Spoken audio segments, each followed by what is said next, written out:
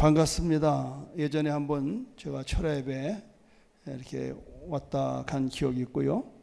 무엇보다 제가 이 자리에 방문한 것은 여러분들의 헌신과 수고 속에서 우리 제주의 비라카미 신학교가 이렇게 이제 개원을 앞두고 있습니다. 참 여러모로 감사하고 여러분들의 헌금과 기도가 아니었으면 할 수 없는 일들을 제주 땅에 하게 되었습니다. 여러분이 그 동영상을 보시는지 모르겠지만 1832년도에 독일의 선교사 퀴즐라프가 제주도를 내린 것도 아니고 지나가면서 이 제주 땅은 앞으로 선교지의 허브가 될 것이다, 이런 아주 예언적인 얘기를 그분 일기장에 썼습니다. 이것이 발견되어서 제주 땅에 저는 33년 전에 가서 이 제주 땅이 앞으로 동남아 일대에 상당한 선교의 요충지가 될 거라는 확신을 가지고 저는 서귀포에다가 개척을 했습니다. 그런 어떤 꿈과 비전이 있어서 이렇게 기도하는 가운데 여러분이 파송했던 우리 선교사님을 제주도 오게 하셨고, 또 코로나 기간 동안에 그분이 오도 가도 못하는 가운데에 이 제주 땅에서 이 학교를 놓고 기도하셨고, 또 부족한 제가 또 설립위원장이 돼서 섬기게 됐습니다. 그래서 이제 학교 건물도 다 이제 마련이 됐고, 조만간에 우리가 이제 학교를 개교를 보게 되었습니다.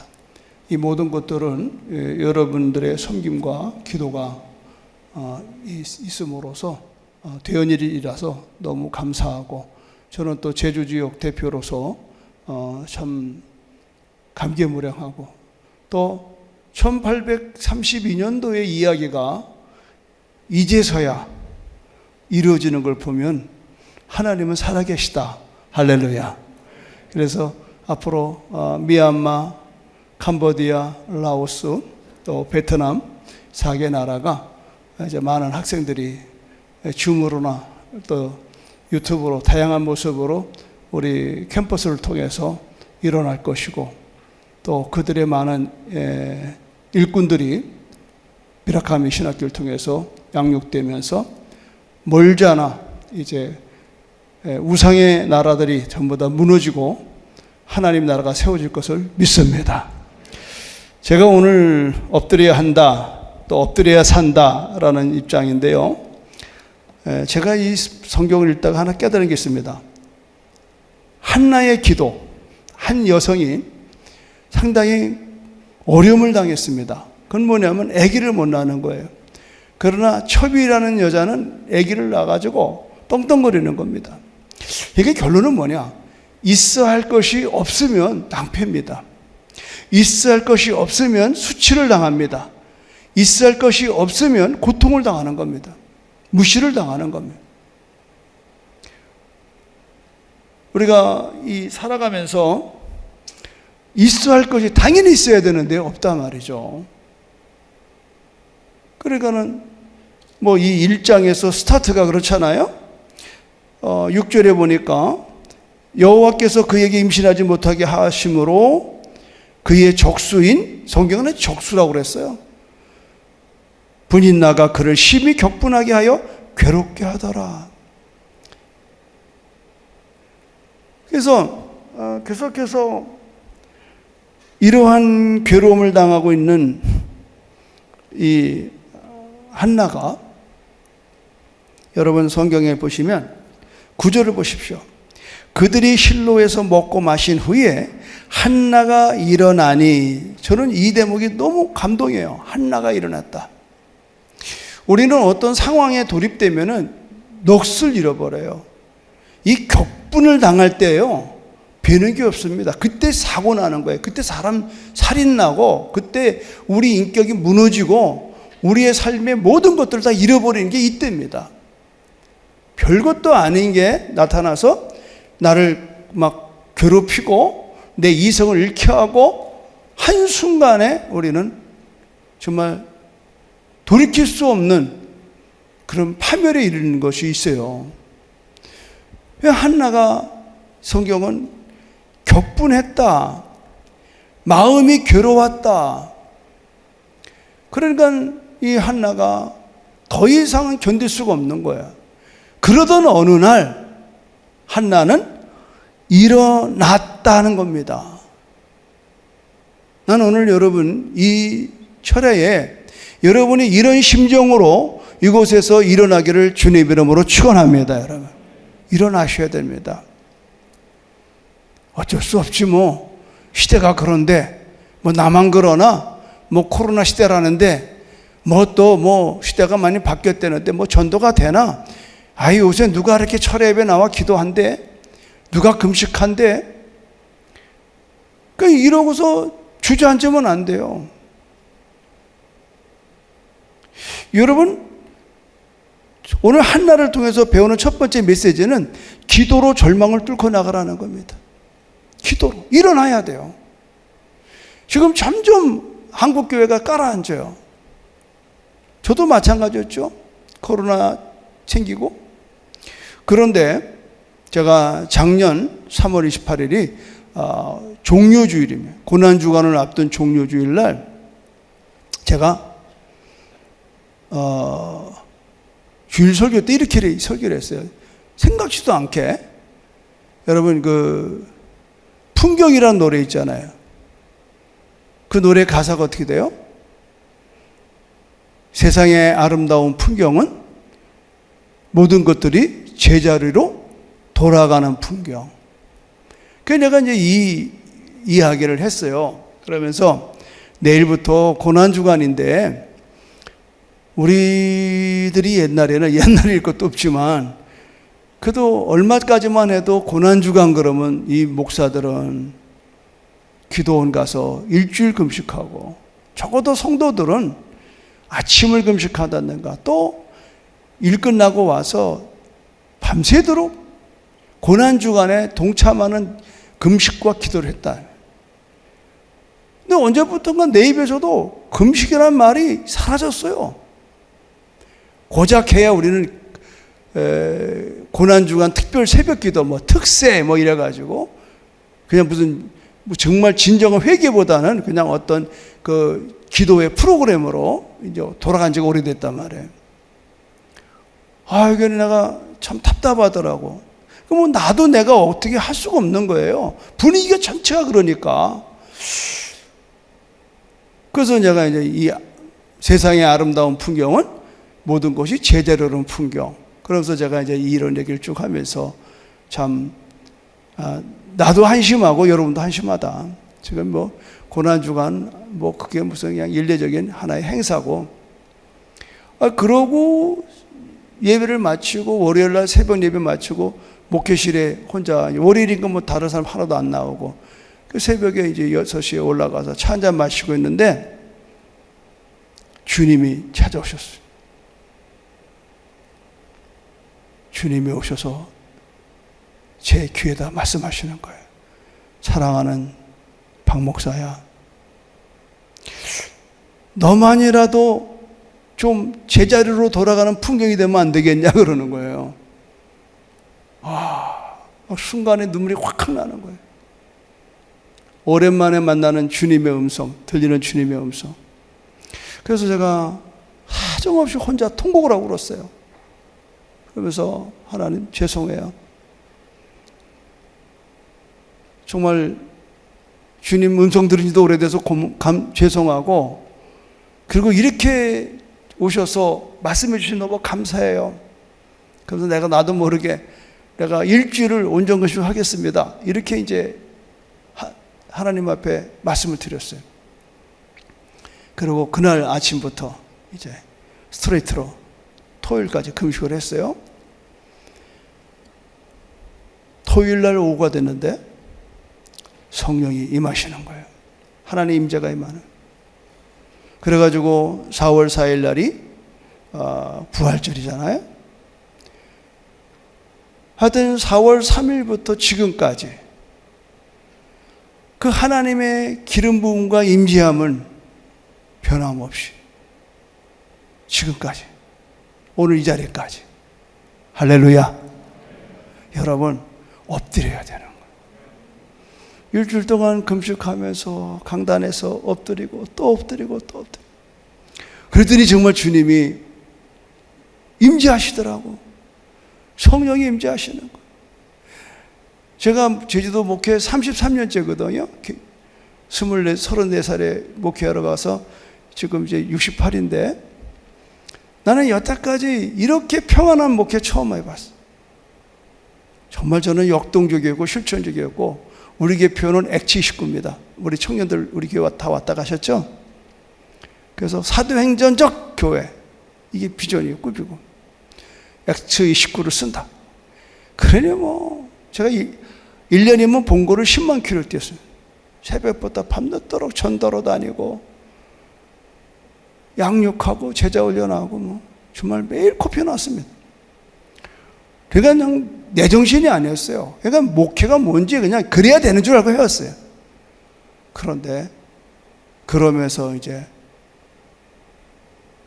매니즘에 빠지고 탈진하고 그냥 그날이 그날이고 저날이 저날이고 이 목회 한 군데서 30년 넘게 하니까요. 뭐 더 이상 갈 수도 없고 올 수도 없고 그러는 거예요. 시간만 보냈다고. 그런데 8호 작년 그 4월 초에 주님이 임재하셔서 나를 야단치는 게 아니더라고요. 세상의 아름다운 풍경은 모든 곳이 제자리로 돌아오는 풍경. 비로소 제가 이제 목사로서 제자리에 돌아왔어요. 그건 사역이 아닙니다, 여러분. 그건 전도도 아니고 제자훈련도 아니에요. 하나님은 나를 원하시는 거예요. 하나님은 나를 원하시는 거지 목회를 원하는 게 아니에요. 내가 얼마나 자지러지지 말라. 내가 그동안 배워오고 노력해왔던 그게 아닌 걸 알았습니다. 하나님은 나 개인과의 친밀함을 원하시는 거예요. 나는 내가 분주한 거 원하지 않는다. 나는 너를 원한다. 이런 은혜가 어떻게 가능할까요? 엎드려야 되는 거죠. 오늘 분인나라고 하는 이 적수 분인나가 그를 심히 격분하게 했어요. 괴롭게 했어요. 그런데 이 일을 어떻게 이 절망을 뚫었는가 봤더니 한나가 10절 한나가 마음이 괴로워서 여호와께 기도하고 통곡하며 한나가 마음이 괴로워서 여호와께 기도하고 통곡하며 우리는 괴로움을 어떻게 풀어요? 우리는 여러분 하나님 앞에 정말 통곡해 봤습니까? 저는 몇 번 통곡해 봤습니다. 교인들이 놀래가지고 막 기도하다 말고 새벽에 그냥 갑자기 통곡을 시키는 거예요. 땅을 치고 막. 저는 울으면 되게 울어요, 그냥. 나는 좀 이 시간도 내가 하나님 울려줬으면 좋겠어, 여러분 앞에서. 우리 언제 울어봤냐고. 언제 우리가 하나님 앞에 내 속을 다 드러내놓고 땅을 치며 울어봤냐 말이에요. 너무 세련됐어요, 지금 우리는. 너무 우리는 좀 멀리 가 있어요. 저도 그런 목사였는데 그 작년 4월 달에 주님이 오시는데요. 뭐 그렇다고 뒤집어주고 자빠지는 거 아니에요. 그냥 조용하게 주님이 정말 내 애인처럼 그냥 내 안에서 늘 속삭이시는. 그렇다고 내가 뭐 소리질러 기도하는 것도 아니에요. 이제는 주님이 내 안에 있는 것이 확인되는 순간부터 나는 평안함이 오는 거예요. 그리고 그분이 말씀하시는 거. 지금 이 시간도 마찬가지예요. 뭐 무슨 설교할까 고민할 거 하나도 없어요. 기도하는 가운데 오늘 이 설교를 해야 되겠다. 그러니까 다 제가 경험되는 이야기. 엎드려야 산다. 엎드려야 산다. 놀라운 사실은요, 한나는 자기의 원통함 때문에, 억울함 때문에, 분통 때문에 그가 괴로워서 기도했는데, 그가 기도해서 얻은 게 누구예요? 아까 본문이 바로 그거예요. 사무엘이에요. 한나가 임신하고 때가 이름에 아들을 낳아서 사무엘이라 이름인데, 사무엘 이름이 뭐냐? 내가 여호와께 그를 구하였다.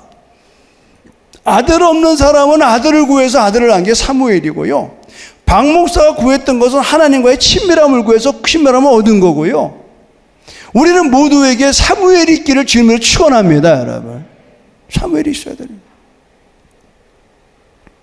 하나님 앞에 그를 구하였다. 그를 구하였다. 여러분의 그는 누굽니까? 한나에게는 현실적인 겁니다. 아들을 못 낳는 한나에게는 아들이 필요했던 겁니다. 지금 수험생에서 기도해요.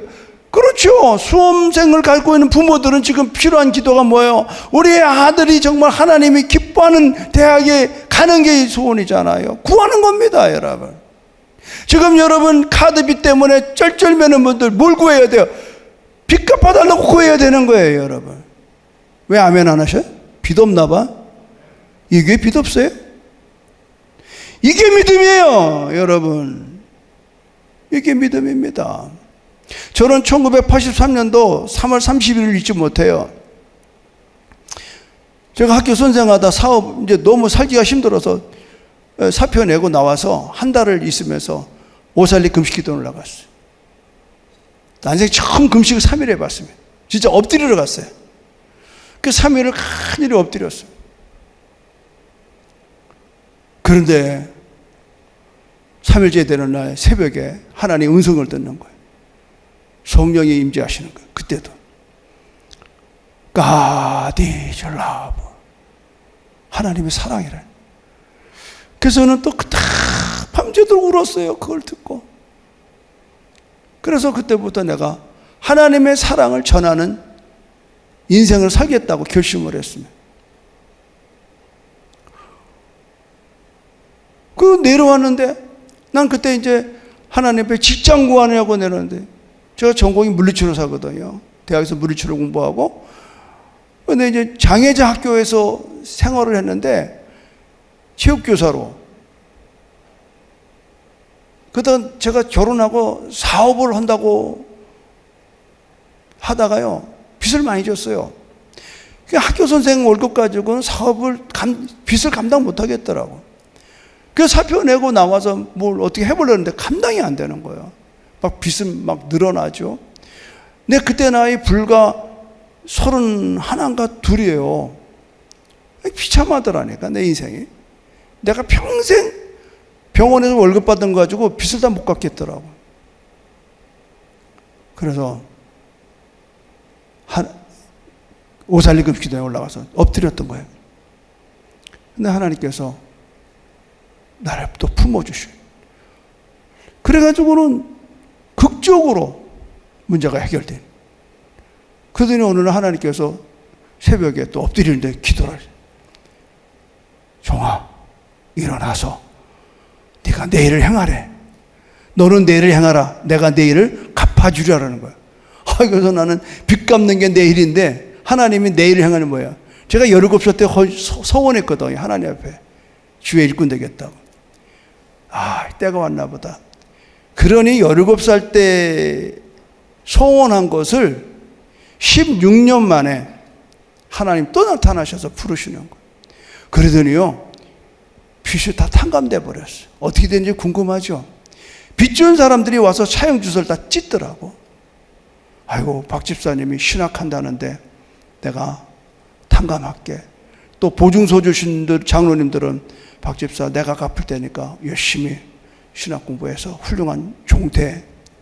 하루아침에 내가 감당할 수 없는 빚들이 싹 없어져 버려요. 나는 지금도 빚진 자예요. 그러니까는 그렇게 하고서 신학교를 갔는데, 그때는 우리 등록금이 한 60만 원밖에 안 됐었어요. 뭐 지금 35년 전, 40년 전 얘기하는 거니까. 그런데 항상 등록금이 3배가 들어오는 거예요. 그래서 다른 분의 등록금을 대줘가면서 신학을 했는데, 졸업도 하기 전에 3학년 말에 제주도에서 한 달간만 와 도와달라고 어느 분이 부탁이 와서 그냥 아무 생각 없이 성경책 하나 달랑 들고 간 거예요. 그런데 가서 한 달 반 만에 하나님께서 목회지를 주셔가지고 교회를 개척하게 된 거예요. 그게 33년, 그러니까 1990년 1월 16일이었어요. 그래서 얼떨결에 저는 의료선교사 나가려고 준비를 다 됐다가 아프리카 케냐를 가려고 그랬는데 갑자기 목회가 열리는 거예요.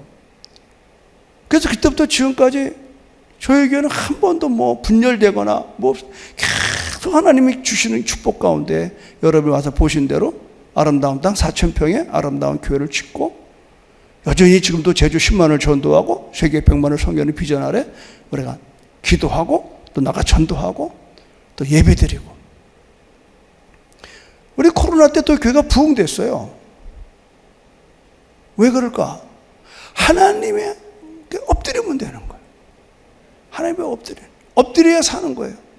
오늘 한나가요 엎드려 기도했더니 하나님께서 그게 아들을 주셨어요. 임신을. 그래서 이름을 사무엘, 그가 구하여 얻었다 해가지고 사무엘이라는 거예요. 하나님이 주셨다는 거예요. 구하면 주시는 거예요. 아멘. 믿습니까? 구하면 주시는 거예요. 여러분이 얻지 못하면 구하지 아니하며. 잘 생각해요, 여러분. 여러분이 정말 꼭 구할 것을 구하고 있는지. 근심 걱정만 하고 있지 구하질 않아요. 저는 처음 개척 내려갔을 때 저희들 돌아보고 나니까 아름다운 땅은 다 호텔이 들어있더라고. 그래서 제가 결심했어요. 하나님, 아름다운 땅 3,000평에 아름다운 교회를 짓겠습니다. 구했습니다. 13년 만에 하나님이 4,000평의 아름다운 교회를 세우게 하신 거예요. 저는 지금도 조금도 의심하지 않습니다.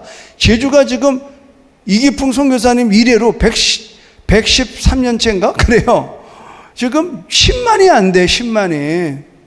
지금 6만 7천 명이에요. 크리스찬이 70만 가운데. 그래서 저는 계속해서 하나님, 제주 10만이 될 때까지 난 죽지 않습니다. 난 제주 10만 될 때까지 제주 안 떠나겠습니다. 그게 지금 3만 3천 명을 더 전도해야 된다. 그건 나 혼자 하는 건 아니죠. 그러니까 제가 제주 성시호 운동본부 대표장 하면서 계속 복음화대회 하나, 복음화대회. 올해도 지구촌교회와 함께 이동호 목사님 초청해서 컨벤션 센터에서 복음화대회 계속 하는 거예요. 연합에서. 그리고 계속 전도 훈련시키고 어느 때까지 주님이 구원들어 주실 때까지.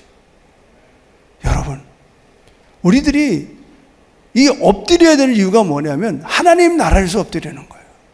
오늘 놀라운 사실의 핵심은 뭐냐면 사무엘을 구했는데 한나의 기도를 통해서 이스라엘의 회복하는 결정적인 계기가 사무엘 통해 일어나잖아요. 그러니까 한나는 자기의 신상의 문제로 기도했는데 이것이 얻어지는 순간 하나님은 사무엘을 성전에서 자라게 하고 기도하는 사람하게 하고 그리고 사무엘을 통해서 이스라엘의 위기를 넘긴다 이 말이에요. 이번에 여러분이 또 하나 감사하는 것은 저도 제주도에서 10명 성도 되려고 여러분 그 올림픽 경기장 온 거예요.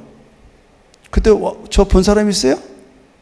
여러분들 헌금 위원한다고 쭈르륵 들어올 때 내가 그때 이제 비행기 9시 10분 마지막 비행기 타고 가려고. 근데 토요일만 아니면 내가 그냥 거기서 밤샐 건데, 그래서 목사님만, 이제 최 목사님만 뵙고 여러분을 안내하러 저 헌금 주머니 들고 들어가는 걸 봤죠. 너무 감사해요. 사실 이번 집회에 여러분의 교회와 여러분이 헌신이 없었으면 참 힘들었어요.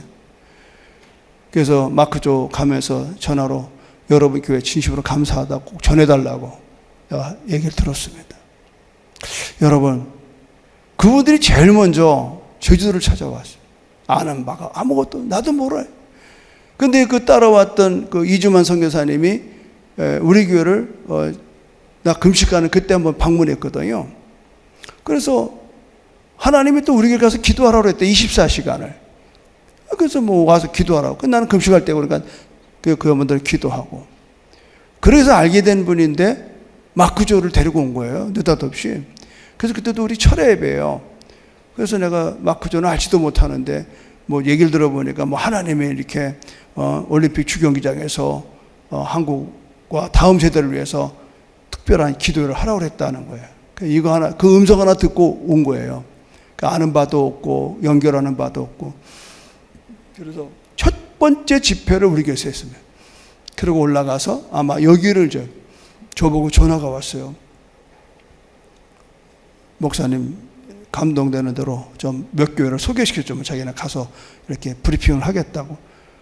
그래서 내가 서울에 어느 교회를 알아? 여기밖에 더 알아요.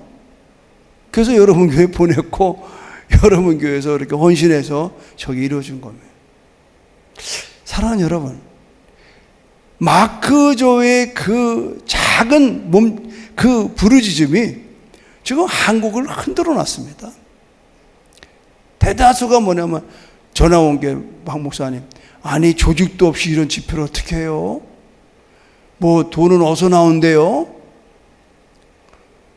우리들은 이 기성세대는 맨날 하는 방식, 그 세속적인 방식대로. 이분들이 어디 가서 큰 교회 가서 좀 얘기를 하니까 뭐 헌금 받으러 온 줄 알고, 헌금을 이만큼을 주면은 우리 목사님 설교시켜 주나요? 뭐 이런 논리야. 그거는 이분들이, 내가 그랬어요. 절대 큰 교회 찾아가지 말라고 그랬어요. 여러분 교회가 컸으면 내가 안 보냈어요. 적당하니까 보낸 거죠. 그래서 이번엔 그 15,000명, 그건 순수하게요. 청년들 중심입니다. 이번에 여러분 다 보고받았겠지만 6억 5천 빚 없이 다 갚아줬고요. 제가 이 일로 인해서 시애틀에 가서 시애틀 권전 목사님 교회에서 이분이 파송된 거거든요. 전화가 왔더래요. 권전 목사님한테. 목사님 이렇게 하는데 뭐 2억이 또 필요합니다. 그 권전 목사님이 예배 때 지금 한국에서 이런 일을 지금 마크조가 벌렸는데 어떡하냐, 우리가 좀 도와줘야 안 되겠냐. 그 자리에서 2억이 나왔어. 그 자리에서. 그래서 권전 목사님 이번에 와서 그 집 한 타임 했잖아요. 그 참 감동이에요. 오랜만에 감동이고, 이제는 세대가 바뀌었습니다. 세술은 세푸대야 되라고요. 이제 무슨 뭐 한교총이니 무슨 뭐 이런 게 의미가 없어요. 이제는 정말 이 시대에 정말 저는 기대가 되는 건 지금 다음 세대, 이 젊은 세대들이요, 얼마나 순수하고 얼마나 영적인지 몰라요. 이제 그런 분들이 지금 모이는 거예요. 게더링이라는 기도가 있습니다. 어떻게 하는 줄 알아요? 그냥 띄워요. 그냥 띄워. 이런 기도회가 여기서 몇 시에 있습니다. 그러면 그냥 국내외적으로 감동되는 사람이 몰려오는 거예요. 그러니까 외교에서 오는 사람은 호텔도 다 자기네가 챙기는 거고, 뭐 숙박, 뭐 먹는 거 다 그냥 집회만 왔다 가는. 그럼 집회 누가 하는가? 이름 모를 한 사람이 자기 빌딩을 팔아서 그 집회에 필요한 수억을 대더라고. 그리고 그냥 사회도 없고 아무것도, 이번에도 그랬잖아요. 뭐 누가 설교할 건지, 어느 팀이 쓸 건지 없는 거예요. 그러니까 순서지 없는 집회예요. 근데 이미 벌써 해외는요, 이런 게 유행처럼 번져 있습니다. 여러분, 그런 새로운 시대의 새로운 기도에 여러분의 교회가 쓰임받은 건 큰 축복인 걸 믿으면 아멘 하시기 바랍니다. 저 어저께도 황성조 박사님 목사 되셨더라고. 여기 가깝죠? 분당에, 여기 어디죠? 판교의 사랑의 병원. 이번에 저희가 이제 소속되어 있는 게 뭐냐, 손통협이라고 선교 통일 한국 협의회가 있어요. 거기에 이제 같은 공동대표 있는데 이번에 황성주 목사님이 추대가 돼서 대표회장이 되는데, 그 이제 취임사를 하는 걸 들어보니까 지금 큰 일을 벌이고 있더라고요. 전 세계가 기도하는 사람들이 한국의 통일을 위해서 해외에서 기도해라고 했는데, 그들이 이번에 몰려와요. 진생골에서 40명이 아주 핵심 브레인들이 구체적인 기도 운동을 일으키려고 온다는 겁니다. 흥분되더라고. 한국에서 기도가 아니에요. 전 세계에 기도하는 용사들이 한국 통일을 해서, 이번에 이면수 목사님이 92여 년 동안 있다가 나오는 계기로 해가지고 이분이 막 전 세계를 다니면서 호소하고, 그분 얘기 딱 하나입니다. 어떻게 같은 동족이 그렇게 지금 인권에 유린을 당하고 그런 있는데 어떻게 이 한국 땅은 눈 하나 깜짝 안 하냐는 거예요. 이게 크리스찬이냐는 거예요. 뭐 다른 사람은 내비두고. 분하지 않냐 이메, 분하지 않냐. 오늘 적수 분인나가 지금 그 동네 있지 않아요? 괴로움을 당하고 있지 않아요? 이걸 그냥 정치적으로 풀어야 되겠어요? 아니란 말이죠. 오늘 한나의 기도의 핵심이 이겁니다. 여러분, 반드시 기도로 우리가 복음적 통일을 위해 기도하면 통일은 선물로 올 줄로 믿습니다, 여러분. 저는 그걸 믿습니다. 그래서 국내에 다니면서 통일을 얘기합니다. 지난주에도 제가 인천에 가서 설교하고 왔어요. 대전에. 여러분, 언제부터 우리나라가 분단됐습니까? 77년 됐습니다. 그러면 우리는 언제나 항상 분단이라는 말이 없었습니다. 고려시대, 조선시대 1000년 동안에 우리는 분단이라는 말이 없어요. 우리 한반도입니다. 배달의 민족 한반도입니다. 그런데 1945년 8월 15일로 기점을 해가지고 정치적인 분단, 우리가 한 거 아니잖아요. 미소가 알타회담에서 선을 긋은 거예요. 38선을. 그래서 우리는 지금 당연하게 받아들이고, 지금 대다수가 통일 필요 없다는 거예요. 왜 통일에 비용을 지불해 가면서 해야 되느냐. 이게 말이 됩니까, 여러분? 지금 여러분의 자녀가, 여러분의 형제가 지금 유괴당했다고 쳐보시라 이 말이지. 고생한다 이 말이죠. 저는 그런 경험이 있습니다. 저희 외사촌 누이가, 여동생이 잘못 빠져가지고 술집 전전하다가 접대부가 됐습니다. 그의 오빠, 저건 외사촌이죠. 한 번은 한 30년 됐나 봐요. 전화가 왔어요. 형, 그래서 왜 그러니까 아무개가 지금 서귀포 술집에 감금돼 있어. 그래. 무슨 소리야? 그러니까 그 애가 잘못된 건 내가 알고 있었지만 그 뭐냐니까 전화가 왔는데, 그 술집의 주인한테 전화가 왔는데 얼마의 돈을, 그때 당시 상당히 비쌌습니다. 700만 원이에요. 당신 동생이 여기서 더 이상 가치가 없어서 흑산도로 팔 계획이라는 거예요. 흑산도 여자들이 흑산도를 가면 끝나는 거래요. 서귀포에서 넘어가는 거예요. 그건 이 동생이 없는 돈 다 만들어가지고, 제가 내려갈 시간이 없으니까 형님이 좀 내가 온라인으로 보낼 테니까 그 돈 가지고 어디 보니까 바로 우리 동네 옆이에요. 서귀포 그 중파라는데 그 2층에 그 살롱이 하나 있거든요. 아니 거기에 우리 여동생이 있는 걸 누가 알았어요? 참 기가 막혀. 막 분노가 차오르는 거예요. 그냥 다 때리고 싶더라고, 그냥 그놈의 새끼들을. 그런데 빚은 누가 졌어? 여동생이 빚진 거예요. 그러니까는 그 700만 원을 수표를 딱 가지고 들어가서 그 술집 사장 내가 얘 오빠라고 그러니까 그러냐고, 돈 가져왔냐. 그냥 돈을 내 뿌렸어. 영화에 나오는 것처럼. 내놔. 이 돈 처먹고 내놔. 내 동생 내놔. 금방 패주더라고. 그런데 거기에 다른 여자애들이 있을 거 아니에요. 다른 여자애들. 똑같은 신세잖아요. 걔네들은 여동생 나오는데 쳐다만 보면서 부러워하는 눈을 지금도 잊을 수가 없어요.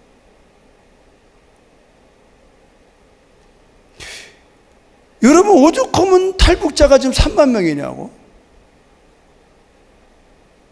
지금 우리는 관심이 없어요. 그들이 우리 동포라니까. 우리 동포. 그들이 부담스럽지요. 그러나 가족이잖아요. 나는 뭐 내 친동생이 아니서도 몰라도, 그러나 그 형제들의 외갓집의 그 식구들은요, 그 700만 원을 벌써 30년 전 700만 원, 대단한 겁니다, 여러분. 그 돈을 만들어서 동생을 빼내는 걸 보고요, 이걸 뭐라고 그래? 랜섬이라고 그러는 거예요. 구속. 대가를 지불하는. 예수님이 다 이루었다, 십자가에서. 그 원어는 뭐냐? 빚을 다 갚았다, 이 뜻이에요. 우리가 그냥 구원된 게 아닙니다. 예수님이, 죄 없는 예수가 죄인을 위해서 우리를 죄에서 구원하려고 십자가에서 다 청산된 겁니다. 이 은혜로 인해서 우리는 구원에 이르는 거예요. 죄와 사망 끝에 죽었던 우리가 살아난 겁니다. 그런데 정치적인 이유 하나 가지고 북녘 땅을 여러분 외면해야 되겠습니까? 하나님 기뻐하지 않습니다. 지금 여러분, 우리들의 기도가 어디에 있느냐가 중요한 겁니다. 그러나 시작은 어디입니까? 아들입니다. 시작은 아들이에요. 아들 못난 한 여자의 원한과 원통함으로 기도가 시작됐습니다. 근데 희한한 거는요, 여러분 성경을 보십시오. 1장 5절 보십시오. 한나에게는 갑조를 주니 이는 그를 사랑함이라. 그러나 여호와께서 그에게 임신하지 못하게 하시니, 6절, 여호와께서 그에게 임신하지 못하게 하심으로. 난 이게 이해가 안 되는 거예요. 왜 하나님이 임신을 못하게 했을까? 아하, 내가 얻는 통찰력은 뭐냐? 적수 분인화를 통해서 격분케 했고, 한 여성의 한 맺힌 기도를 통해서 하나님은 사무엘을 이 땅에 보내게 됐고, 결정적인 계기가 뭐예요? 한나의 기도를 통해서 마침내 이스라엘의 미래가 풀어져 나가는 거예요. 풀어져 나가. 알다시피 여러분, 사무엘은 사사의 마지막이지 아닙니까? 엘리 시대 때요, 형편없었습니다. 엘리 시대는 하나님의 이상이 보이질 않았어요. 말씀이 임하질 않았어요. 이런 정말 형편없는 현실 앞에 한나는 기도했고, 그 형편없는 엘리를 통해서 뭐라고 축복을 받는가 하면, 여러분 보십시오. 지금 기도하는 건지 술 먹은지 알지를 못해.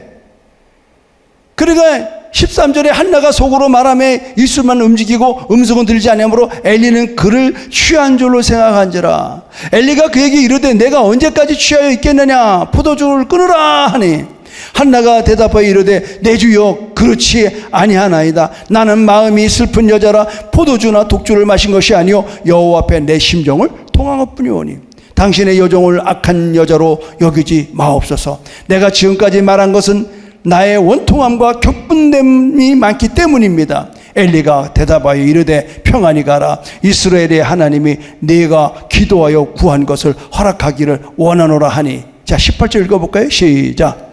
이르되 당신의 여종이 당신께 입은 은혜를 원하나이다 하고 가서 먹고 얼굴에 다시는 근심이 없더라 그래.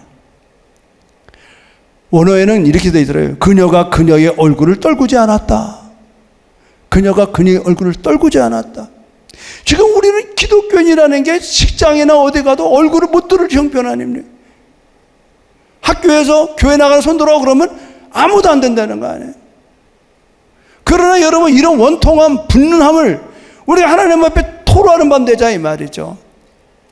그래서 오늘 우리가 더 이상 고개를 떨구는 인생이 아니라 우리는 고개를 당당하게 들고 오늘 우리가 구한 것을 하나님이 주시는 하나님을 믿으시기를 주님을 축원합니다. 여러분, 이 사건을 통해서 결국은 여러분, 이스라엘의 암울했던, 영적으로 흐려지고 통찰력이 사라지고 하나님의 이상이 끊어졌던, 말씀이 끊어졌던 그 시대에 하나님은 사무엘을 준비시키는 거 아닙니까? 나는 오늘 이 밤에 여러분들에게 그런 미션을 주고 싶은 거예요. 그런 비전을 드리고 싶은 거예요. 이제 기도에, 여러분이 하는 기도는 지금 자식을 위해서 돈 달라 밥 달라 기도지만 이 사건을 통해서 변화가 일어나는. 저도 1983년 3월 30일 날 오사리금 기도원에서 잊을 수 없는 그 영적 체험을 했을 때 나는 내 인생의 기구함, 내 인생의 빛으로 시달리고 나는 어떻게 살지 막연해서 갔는데 하나님은 나를 만나주시고 그때 그 사건을 통해서 나는 오늘 이 자리에 서게 하는 겁니다. 여러분 절망하지 마십시오. 여러분의 기도로 절망을 뚫어나가면 암울한 상황을 머물렀던 이스라엘이 여인의 기도로 인해서 회복이 되는 것처럼 결국은 여러분 뒤에 한번 읽고 마치겠습니다.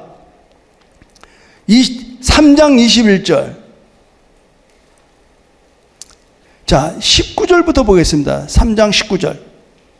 사무엘이 자라매 여호와께서 그와 함께 계셔서 그의 말이 하나도 땅에 떨어지지 않게 하시니 단으로부터 브엘세바까지 온 이스라엘이 사무엘은 여호와의 선지자로 세우심을 입은 줄을 알았더라. 21절 시작. 여호와께서 실로에서 다시 나타나시되 여호와께서 실로에서 여호와의 말씀으로 사무엘에게 자기를 나타내시니라. 아멘입니까? 다시 나타나는 겁니다. 여러분 대한민국에 하나님이 다시 나타나시는 거고 여러분의 교회에 하나님이 다시 나타나는 거고 여러분 개인과 여러분의 가정에 다시 나타나는 겁니다. 할렐루야. 그분이 하는 말씀이 땅에 떨어지지 않습니다. 여러분의 기도가 땅에 떨어지지 않습니다. 여러분, 나는 또 하나의 얘기를 마치고 있습니다. 여러분 7장을 보십시오. 사무엘 7장입니다. 통찰력이 생기는 거예요. 3절 보시세요. 사무엘이 이스라엘 온 족속에게 말하여 이르되 만일 너희가 전심으로 여호와께 돌아오려거든 이방 신들과 아사수를 너희 중에서 제거하고 너희의 마음을 여호와께로 향하여 그만을 섬기라. 그리하면 너희를 블레셋 사람의 손에서 건져내시리라. 이에 이스라엘 자손이 바알과 아사수를 제거하고 여호와만 섬기니라. 어떤 일이 일어납니까? 5절 보십시오. 시작. 사무엘이 이르되 온 이스라엘 어디로 모여라? 미스바로 모이라. 내가 너희를 위하여 여호와께 기도하리라 하매. 영적 통찰력입니다. 지도자는 영적 통찰력이 있어야 돼. 시대를 읽어야 되고 환경에 매이는 게 아닙니다. 궁극적인 것은 하나님께로 우리가 돌아가라는 겁니다. 결국은 이런 일로 인해서 어떤 일이 일어납니까? 12절부터 읽겠습니다. 사무엘이 돌을 취하여 미스바와 산 사이에 세워 이르되 여호와께서 여기까지 우리를 도우셨다 하고 그 이름을 에베네스를 하니라. 이에 블레셋 사람들이 굴복하여 다시는 이스라엘 지역 안에 들어오지 못하였으므로 여호와의 손이 사무엘이 사는 날 동안에 블레셋 사람을 막으심에 블레셋 사람들이 이스라엘 사람에게 빼앗겼던 성읍이 에그론부터 가드까지 이스라엘에게 회복되니 이스라엘이 그 사방 지역을 블레셋 사람들의 손에서 도로 찾았고 또 이스라엘과 아모리 사람 사이에 평화가 있었더라. 자, 15절 읽고 마치겠습니다. 시작. 사무엘이 사는 날 동안에 이스라엘을 다스렸으되. 여러분, 영적 각성을 눈을 뜨고 영적인 통찰력을 가진 지도자가 있는 한 망하지 않습니다. 대통령을 잘 뽑아서 되는 게 아닙니다. 중요한 건요, 영적 지도자입니다. 나는 여러분이 이 시대의 사무엘 되기를 주님의 이름으로 축원합니다. 하나님 앞에 평신도가 어디 있고 목사가 어디 있어요? 하나님 앞에 우리 다 부름받은 자, 왕같은 제사장. 저는 결론이 뭐예요? 풍경. 세상의 가장 아름다운 풍경은 모든 것이 제자리로 돌아가는 풍경. 교회는 만민이 기도하는 집이에요. 교회가 기도하지 않기 때문에 우리는 어려움을 당하는 겁니다. 각성하셔야 됩니다. 세파에 흔들리지 마십시오.